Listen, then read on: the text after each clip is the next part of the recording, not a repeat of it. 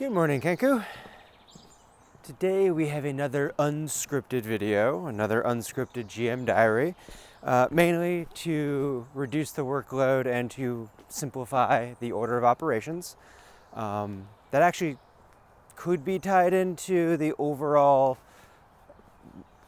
idea, narrative that I want to talk about today, but yeah, probably not. We'll keep it simple.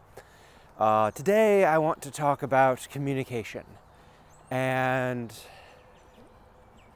simplifying communication. See, I'm already doing it. But simplifying communication and being heard.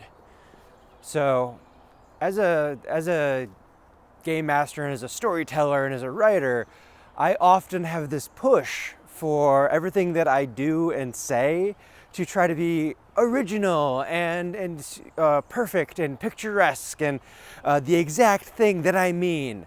But at the same time, I often have players that do not understand what I'm trying to say, because what I'm trying to say actually doesn't make as much sense as I think it makes.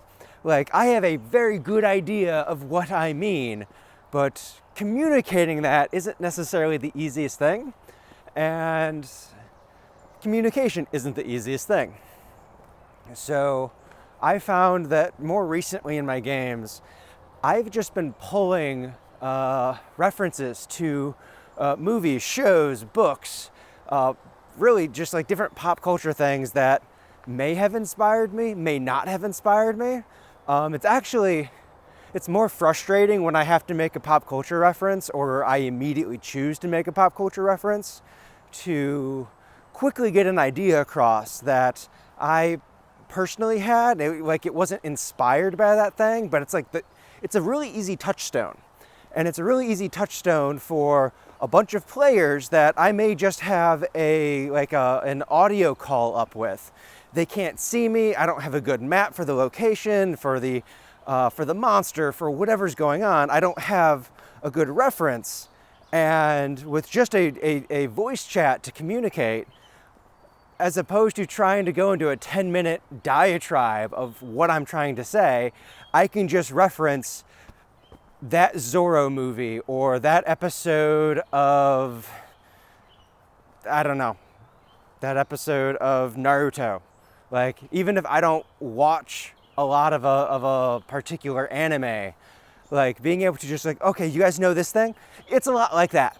And there's this trade-off of me trying to show off my skill as a writer and my own ingenuity versus getting all the players on the same page, having people understand me, and then quickly moving on.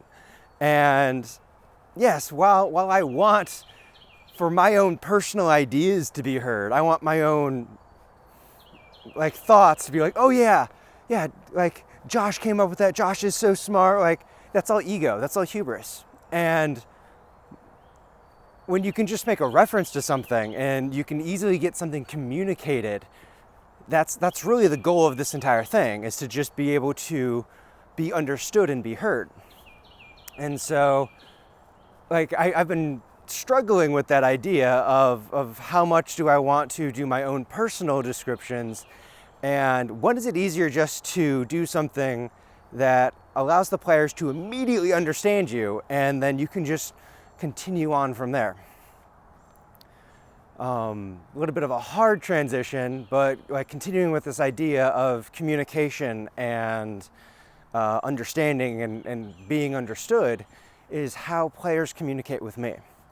And there'll be similar things of that nature, but also other things that players do that they're communicating an idea that I may not be receptive to.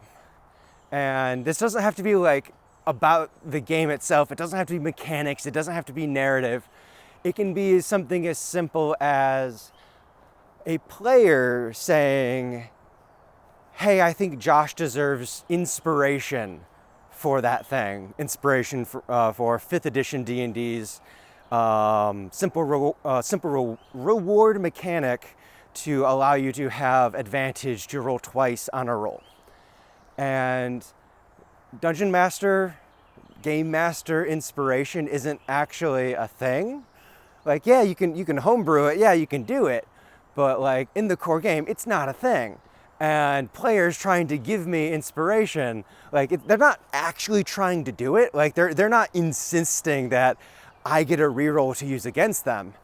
Reroll's the wrong term. Anyways, they're not like actually wanting to give me they might want to be giving me the mechanic, but really what's being communicated there is you as the game master have just impressed us and you did something that we were not expecting. And like for me, I'm not receptive to that idea because I have this personal idea that as a professional game master, I should be doing that all the time. I should always be impressing my players. I should be doing stuff narratively and roleplay wise and just presenting an environment that makes them go, oh, this is fantastic. And the idea of players trying to like highlight, oh, that was really awesome. Like to me, like I know this isn't what they're saying. Like, and that's the topic of this communication understanding. Like I know they're not degrading anything else I do. They're not saying that I'm not living up to standards, nothing like that. But there's this idea that I believe that all of my games, all of my sessions should be up to that quality where the players, like, they're coming to me. They want to play with me at my tables. And there are still those moments that are like those highlights that they want to say something. They want to recognize it. And they are doing it in a means that they know. Like they are aware that that is like an easy thing to say to be understood. And yet, despite everyone at the table really like internally knowing what the player is trying to say, both to me as well as to the rest of the table of like, hey, I really enjoyed that. Like I struggle to accept that. And this idea of like, I can understand what a player is saying to me. I can understand what they're communicating, but that doesn't mean that they're being heard. And to like actually listen to what is being said. And this can be in this type of social situation, this can be back to narrative and mechanics and all that, but with this difference of being able to say the perfect thing versus being able to say something that gets internalized. And that goes back and forth either side of the screen, just generally communication in general, but because role-playing games are a highly communicative and very ephemeral activity, it is very much highlighted in them. Another hard cut, just trying to get a bunch of these ideas in.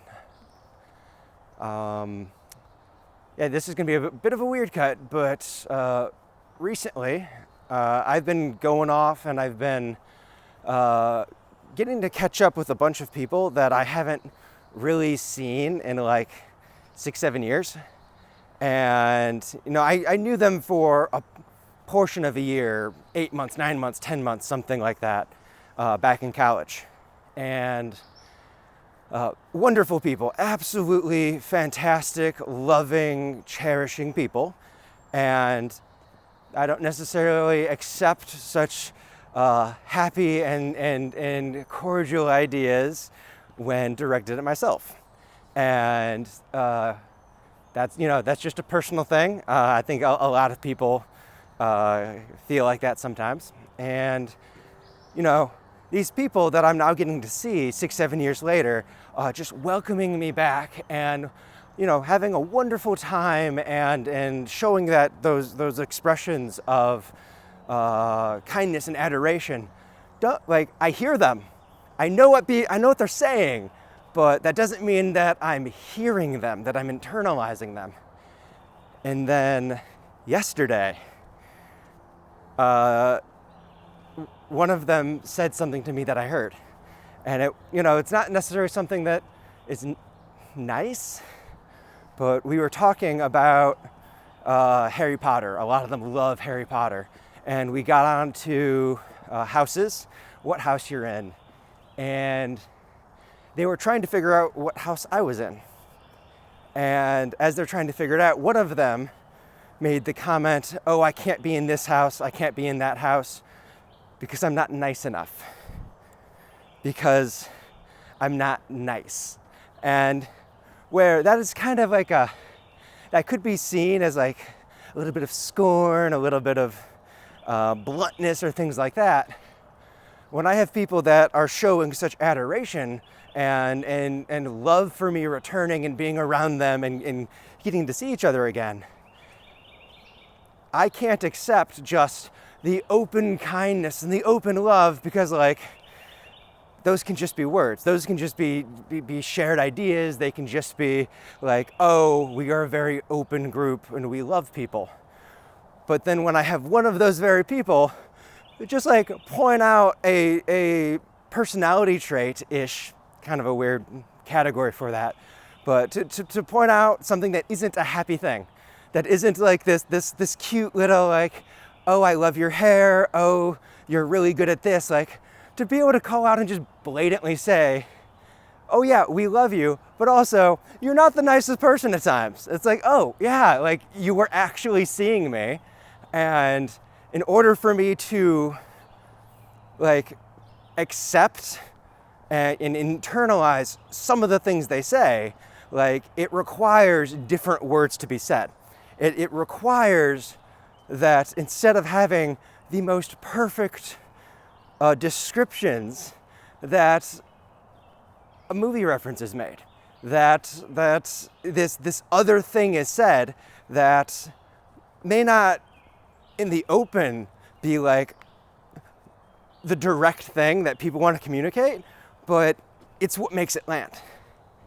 And yeah, so like the ideas that I've been having about role-playing games and like interacting with my players, very much just immediately then reflecting into real life of just because you are saying something does not mean you're being heard. And that's no fault really on either end of the communication. Like communication is both collaborative as well as trying to make it work when it's messy. And when you're trying to be heard, you have to understand that the exact words you want, however perfect, may not be the words that need to be said.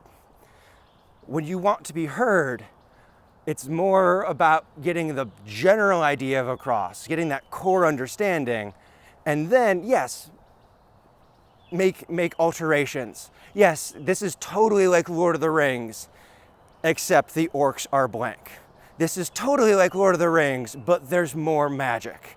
Like, more than just Gandalf and Elrond can do magic. Like, whatever the comparisons you're making, like, first find that footing, find the thing that gets someone to have the broadest understanding of what you want, but then get the specifics. Don't worry too much about having anything too great and perfect to start off with, because that's not going to be heard all the time. You like, yeah, like at this point I'm rambling. Saw some rabbits jumping in the distance. So I probably shouldn't go too much longer on this subject, as I've hit like 3 broad things trying to link them together. But yeah, communication it's difficult as I'm talking to a camera in the woods. But yeah, so what is my sending? This is my SendingKenku. We spend too much time trying to find the perfect words instead of finding the best way to be heard. It's better to be heard.